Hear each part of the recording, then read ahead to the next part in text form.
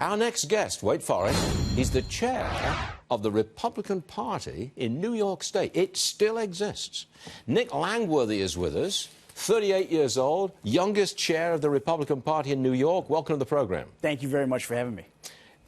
Why is the Republican Party in such disarray in New York, and what are you going to do about it? Well, I mean, first and foremost, we have a great deficit in voter registration. And, you know, defeat, unfortunately, has become a habit for us in statewide elections. We haven't won since 2002, and we need to get on the comeback trail. And that's exactly why I've run for chairman. How do you do it? To rebuild, retool, and revitalize the Republican Party in the state. Look, and it's a lot of Democrat-run states. They've been run by the Democrats for a generation. New York, California, Connecticut, for heaven's sake. They're in dire straits, most of them, in many ways.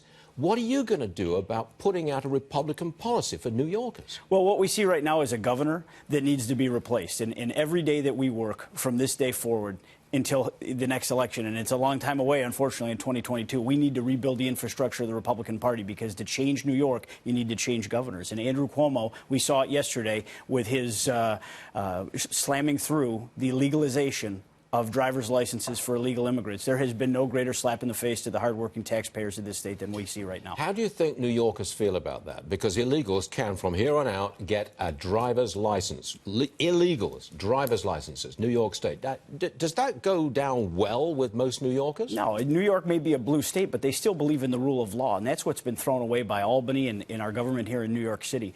We have public polling shows that the vast majority of New Yorkers reject driver's licenses for illegal immigrants. Yet last night they were celebrating in the state capitol as they have now legalized the driver's licenses, and it's going to begin right away as Andrew Cuomo signed it into law. Yeah. It's an absolute slap in the face to the taxpayers. But the trouble is, you express that opinion publicly, you oppose driver's licenses for illegals, and they'll brand you as a racist.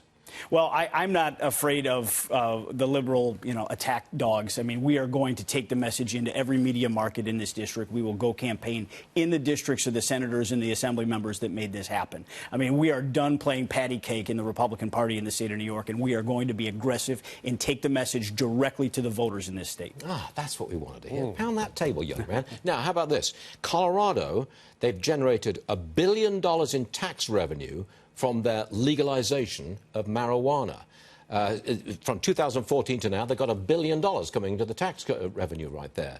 Now, there is some feeling that we might legalize it in the state of New York. Where does the Republican Party stand on legal recreational pot in New York? Well, I think there's a lot of questions that still have to be answered. We have Colorado and other states to look at for some more data. I mean, unfortunately, New York always wants to lead in the wrong ways. They want to be one of the first states to legalize marijuana. I could see measures on decriminalization, but there are a lot of questions that I am certainly not comfortable with on a public safety perspective, on the direction. I don't think our law enforcement has been consulted as to, are our roads going to be safe? Is this a long-term, good direction for the state? I don't see why we should rush this issue at the end of this legislative session when there's much more to be followed.